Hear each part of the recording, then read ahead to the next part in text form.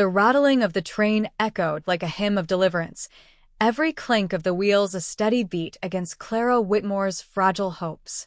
She pressed her gloved hand against the glass, watching the frozen plains of Dakota sweep past in a blur of white and gray. The land stretched endlessly, vast and unforgiving, but to Clara it looked like the blank page of a life waiting to be rewritten. Folded carefully in her lap was the letter that had carried her across states, across miles, across doubt. The edges were frayed now from her constant touch, but the words remained bold, confident, reassuring. Clara, if you come, you will never want for love or shelter. The ranch is large, the hearth is warm, and my arms will be a shield around you. She had read those lines until they carved themselves into her memory, until they had become less ink on paper and more the lifeline to which her soul clung.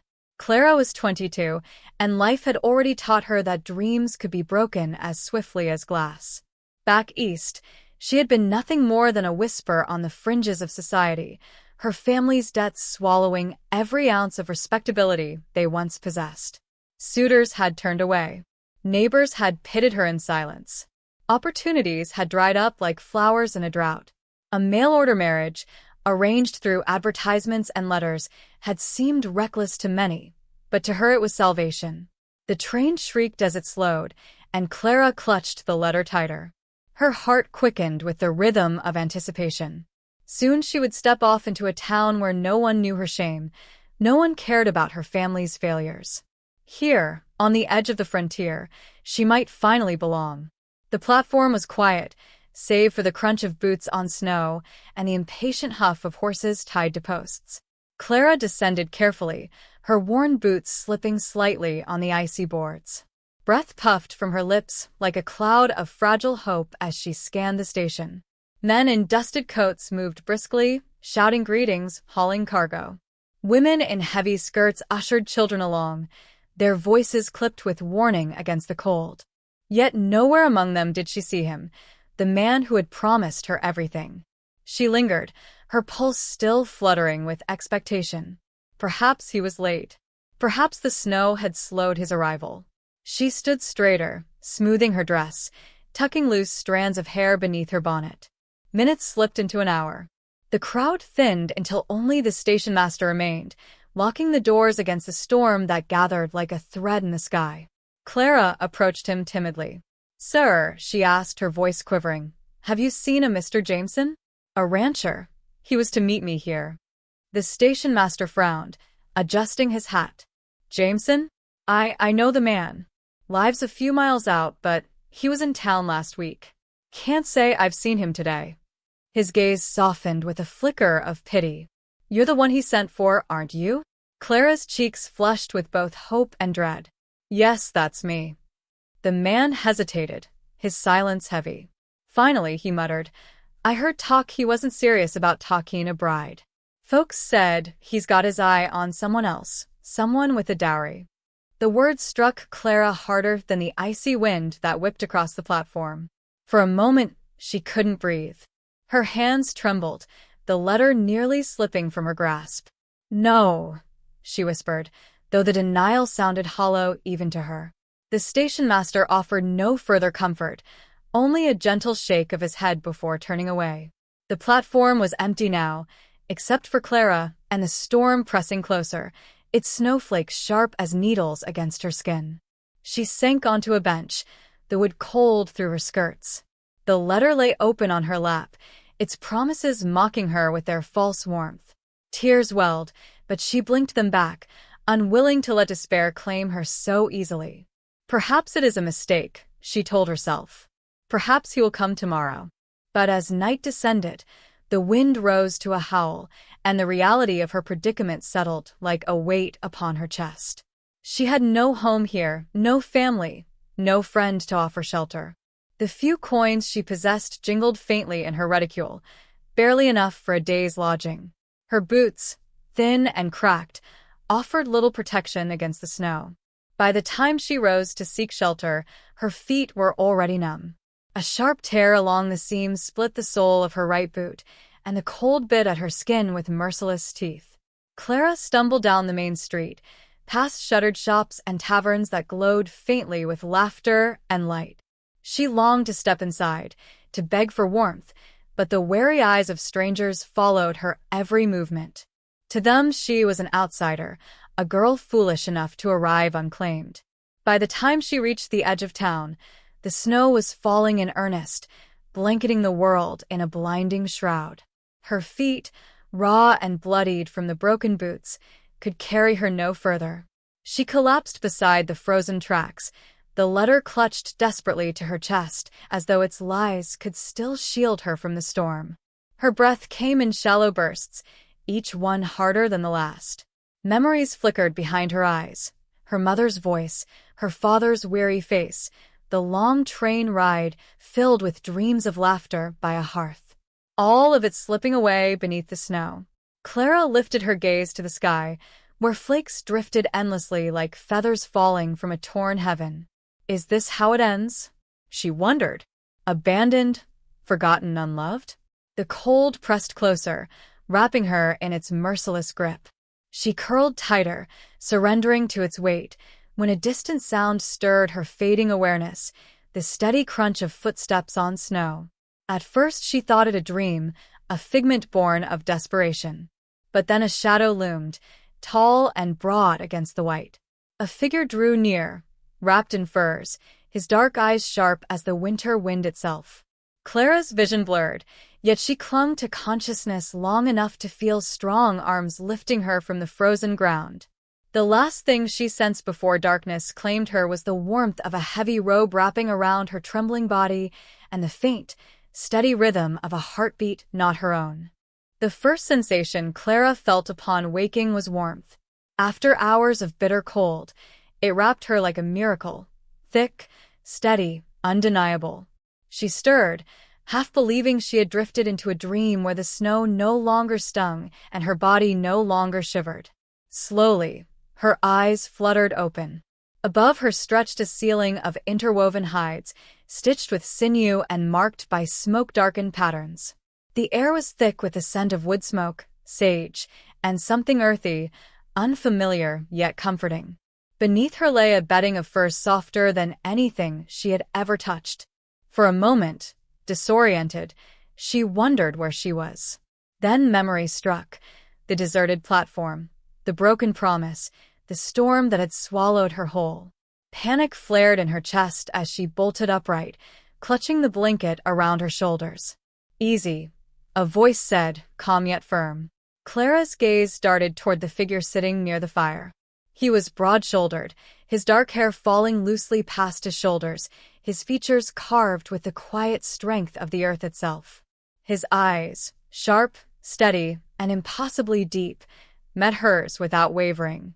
He was unlike any man she had ever known, and yet, in that instant, he did not seem a stranger. "You were dying in the snow," he continued. His English carried a lilt, accented yet clear, each word chosen with care. "I brought you here." Clara's lips trembled as she tried to form a response. I should thank you," she whispered, her voice raw. "If not for you, she faltered, unable to finish. "You would not be here," he said simply. There was no boast in his tone, only fact. The fire crackled between them, its glow painting his features in shades of amber and shadow. Clara clutched the blanket tighter. Despite her gratitude, unease twisted inside her. She had been raised to fear the people her society called savages, fed endless tales of raids and violence. Yet nothing in this man's presence spoke of cruelty. Instead, there was a quiet dignity, a patience that unsettled her precisely because it felt safer than anything she had known in years. "What is your name?" she asked, her voice steadier now. "Chaska," he answered. "It means firstborn son." She nodded, the syllables foreign on her tongue. "I am Clara." The exchange settled between them, simple yet profound. For Clara, names had always been tied to expectations she could never fulfill. For Chaska, his name carried generations of history, roots as deep as the prairie itself. Chaska stirred the fire, the flames leaping higher, and for a moment they sat in silence, listening to the wind rage outside. Finally, Clara spoke again. Why did you help me? You could have left me there. His eyes met hers, unwavering. Because no life should be abandoned to the snow. Not yours. Not anyone's. The words struck her with unexpected force. She thought of the man who had written letters filled with promises, only to vanish when she arrived. Abandonment had become her truth. Yet here was a man with no obligation, no reason to care, and still he had chosen to save her. "Do you live here alone?" she asked softly. Chaska nodded once. For now. My people camp farther west. I stay near the towns when the winter is harsh. Easier to hunt, easier to trade. He paused, studying her carefully. But you, why were you alone? Clara's throat tightened. To reveal her humiliation felt unbearable, yet lying seemed useless. She lowered her gaze to the fire. I was supposed to meet someone. He was to be my husband, but he never came. The confession cracked her voice. She swallowed hard, blinking back the sting of tears. Chaska said nothing, but his silence was not cruel. It was the silence of someone who listened, someone who carried her words without judgment. When he finally spoke, it was with quiet certainty. Then he was not worthy of you. Clara lifted her head, startled. No one had ever spoken of her worth before. Not her family, not her failed suitors, not even herself. The warmth in Chaska's words seeped deeper than the fire's heat. Still, fear lingered at the edges of her thoughts. She was alone, vulnerable, utterly dependent on a stranger in a world that had already proven merciless. Could she trust him? Could she trust anyone? As if sensing her unease, Chaska rose and crossed the lodge. He moved with a fluid strength, like the steady rhythm of the land itself. He reached for a fur-lined cloak hanging by the entrance and set it beside her. You will need this. Your clothes are thin, and the storm is not finished. Clara touched the cloak hesitantly, her fingers sinking into its warmth. Gratitude swelled inside her, mingled with a fragile trust that she dared not name. That night, sleep came in fragments. Clara drifted in and out, haunted by dreams of abandonment, soothed by the steady crackle of fire. Each time she stirred, she caught sight of Chaska, sitting vigil near the flames. He never turned away, never slept. His presence was a shield against the cold, against her fear. By morning, the storm had lessened, though snow still blanketed the world beyond. Chaska handed her a wooden bowl of broth, fragrant with herbs and venison. She ate slowly, the warmth seeping into her hollowed body. You must regain your strength, he said. The land is harsh. It takes only the strong. Clara nodded, though doubt gnawed at her. She had never been strong, not in the way this land demanded. Yet when Chaska looked at her, there was no pity, only a quiet assurance that perhaps strength could be learned. For the first time since stepping off the train, Clara felt the faint flicker of something she had thought forever lost: hope. But even as that hope stirred, a shadow lingered. She knew that to remain here, sheltered by a man her society scorned, would invite condemnation. She knew the townsfolk would whisper, would judge, would condemn her twice over, for being abandoned and for finding safety in the arms of someone they considered an outsider. And yet, as Clara wrapped herself in the cloak Chaska had given her, feeling its warmth seep into her very bones, she wondered if perhaps the world she had left behind no longer had the right to define her. The fire burned steadily, its glow reflecting in Chaska's eyes. Clara held his gaze, and for the first time, she did not look away. Outside, the storm raged on. Inside, something new was beginning. The days that followed blurred into a rhythm stitched by firelight, snow, and silence. The storm outside did not relent quickly, but within Chaska's lodge, Clara found a world of small rituals that tethered her to life. Each morning, he stoked the fire before dawn, his movements deliberate, his presence steady. He offered her food when she was weak, and when she grew stronger, he guided her hands to grind corn, to stir stews, to mend what little she had. At first, Clara stumbled through these tasks, clumsy in a world that demanded resilience she had never been taught. Yet Chaska never mocked her. His patience was like the winter sky, endless, unyielding, quietly vast. One morning, as snow sifted in delicate flurries outside, Clara tried to help him split wood. The axe felt too heavy in her hands, her grip unsteady. She managed only a shallow strike, the blade barely nicking the log. Heat rushed to her cheeks. "I am hopeless," she muttered. Chaska took the axe gently from her hands, his expression unreadable. With a single practice motion, he split the log cleanly in two. But instead of dismissing her attempt, he set the axe aside and gestured toward the firewood stack. "You are not hopeless. You are learning." The simple correction landed heavier than any lecture could have. Clara realized then that he did not see her as fragile or foolish. He saw her as capable, unfinished, in the process of becoming. And that recognition stirred something inside her that had long been buried under years of rejection. Nights were the hardest. The wind howled like a chorus of ghosts, rattling the walls of the lodge, seeping into her dreams. Often, Clara would wake, her chest tight with fear that the storm would swallow her again. But always, when she turned her head, Chaska was there, tending the fire, his profile sharp against the glow, his presence anchoring her to the present. One night, unable to sleep, she whispered into the quiet, "Do you ever tire of the cold?" Chaska's gaze shifted from the flames to her. His eyes softened, reflecting embers. "The cold teaches. It tells you what you are made of. Without it, spring would mean nothing." Clara let the words settle, their weight carving something into her heart. She had always feared hardship, had seen struggle as punishment. Yet Chaska spoke of it as a sculptor speaks of stone, necessary, shaping, purposeful. Slowly, a fragile trust began to weave between them. It showed in the way she no longer flinched when his hand brushed hers while passing a bowl.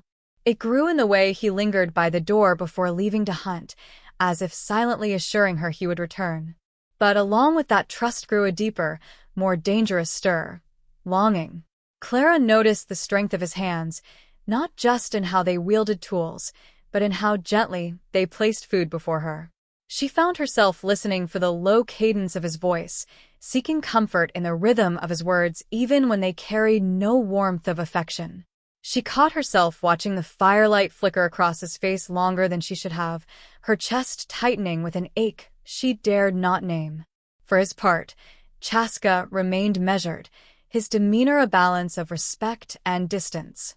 Yet there were moments, brief, unguarded, when his gaze lingered on her too long, when the corner of his mouth hinted at a smile quickly hidden. One evening, after days of silence broken only by necessity, he handed her a small carving. It was a bird, shaped from wood, its wings stretched as if in flight. The detail was simple, but its form spoke of freedom, of endurance. "For you," he said. Clara held it carefully, her fingers tracing the wings. "It's beautiful," she whispered. "Why give it to me?" His eyes met hers, steady as ever. "Because you remind me of it. Fragile, but stronger than you know. Made for more than cages." Her breath caught, a swell of emotion rushing into the hollow spaces of her chest. No one had ever seen her like this. No one had ever believed she could be more than discarded promises. Yet even as warmth filled her, fear rose alongside it. What would it mean to accept such a gift, such a recognition? To let herself feel what she was beginning to feel? The weight of judgment pressed against her heart. She could already imagine the whispers of townsfolk, the condemnation of those who saw only scandal in her sheltering with him. Even her own upbringing clawed at her thoughts, warning her that what stirred between them was impossible. But as Clara looked at the carved bird in her hands, she felt a defiance awaken. For so long she had lived in the shadow of others' choices, of parents who dismissed her, of a man who abandoned her. Why should the voices of strangers dictate whether she could claim this fragile spark of belonging? Still, the fear was real. Still, the conflict clawed at her. And Chaska, though patient, seemed to sense it too. One morning, as he prepared to hunt, he paused at the doorway, the air between them charged. "Clara," he said, his voice low, "the storm outside is nothing compared to the storm of people's judgment. You must decide which you fear more. The words struck like a brand. She stood frozen as he left, the snow swallowing his figure. Her heart pounded, torn between terror and the intoxicating possibility of freedom. Hours later, when he returned with game slung over his shoulder, Clara met his gaze with a steadiness she had not known before. She had not yet made her choice, but something inside her had shifted. That night, as the fire burned low and the world outside lay buried in snow, she set the carved bird beside her pillow. It was not yet flight, but it was the shape of it, the promise of wings. And as she drifted asleep, the fear of judgment remained, but it no longer silenced the louder truth rising in her chest. She was not abandoned anymore.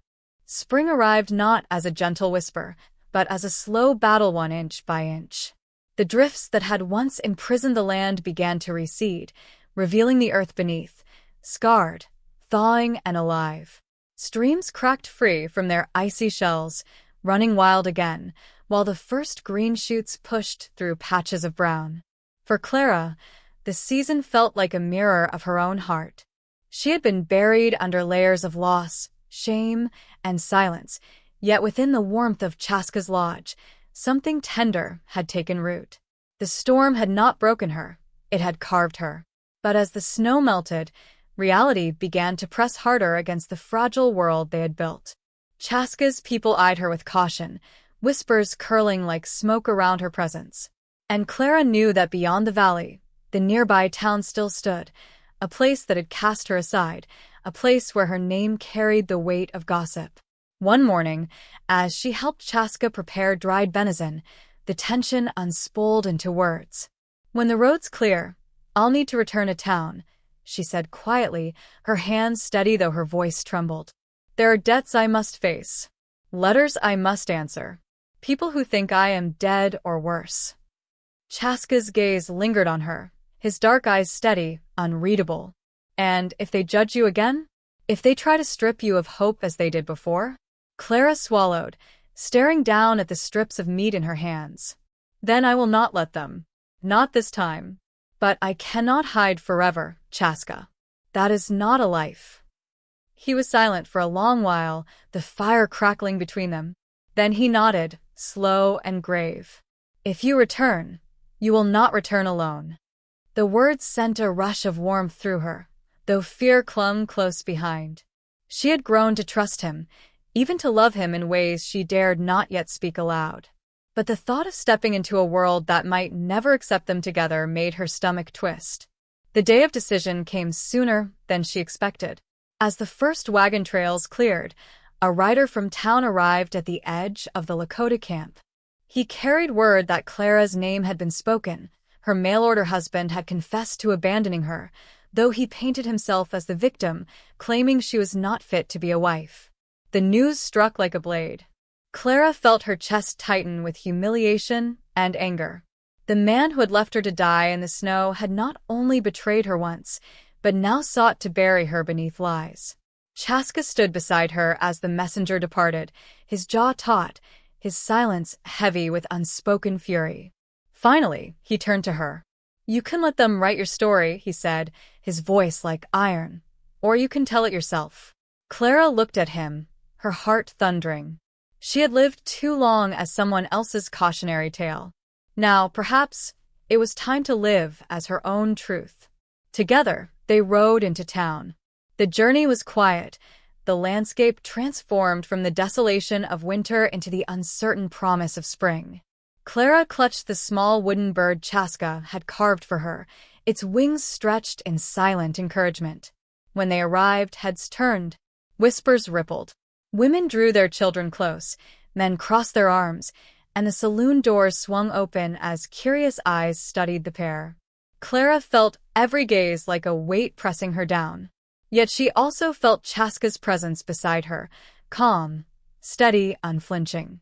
At the center of town, her former betrothed stepped forward, his face flushed with arrogance and discomfort. "So you lived," he sneered, loud enough for the crowd to hear. "Though I suppose we should not be surprised. Women like you always find ways to crawl back, don't they?" The insult stung, but Clara did not flinch. For the first time, she met his gaze with unshaken eyes. "Yes, I lived," she said, her voice clear and firm. "I lived because I was stronger than your lies, stronger than your abandonment. I was left in the snow to die, and a man you would call savage saved me, not with shame, but with dignity. He gave me a chance when you gave me nothing." Gasps and murmurs rippled through the crowd. The man's mouth twisted in a sneer, but Clara pressed forward, her words rising with conviction. "You may speak of my past, but I will not wear it as chains. I was a bride rejected, but I will not live as a woman defeated. I choose my future, and I choose it with him." She reached for Chaska's hand then, her fingers trembling, but her heart resolute. And in that moment, silence fell. The crowd shifted uneasily. Some looked away, some frowned, but others, quietly, cautiously nodded. A woman at the edge of the square lifted her chin, her eyes glimmering with something that might have been respect. Her former fiancé spat at the ground, muttering curses, but his bluster no longer held power. The people had heard Clara's voice, her truth, and though not all would accept it, none could deny it. Later, as the sun dipped low and painted the town in hues of gold and rose, Clara and Chaska stood at the outskirts. The tension in her chest eased, replaced by a quiet strength. "Do you regret it?" Chaska asked, his tone careful. Clara shook her head, her eyes on the horizon. "No." "For the first time, I feel as though the life ahead of me is mine to claim. Not borrowed, not bargained, not forced. Mine." Chaska's lips curved, the faintest smile breaking the gravity of his face. "Then let us walk it together." She turned to him, her heart swelling with something fierce and uncontainable. Love. Yes, but also gratitude, courage, and the certainty that she had found not just a companion, but a home. As they rode away from town, the wooden bird still tucked safely in her pocket, Clara felt the world open before her like spring itself, vast, uncertain, but alive with possibility. And though judgment might follow, though whispers might cling to her name, she no longer carried them as chains. She carried only the promise of what she had reclaimed, a life born not of fear, but of love.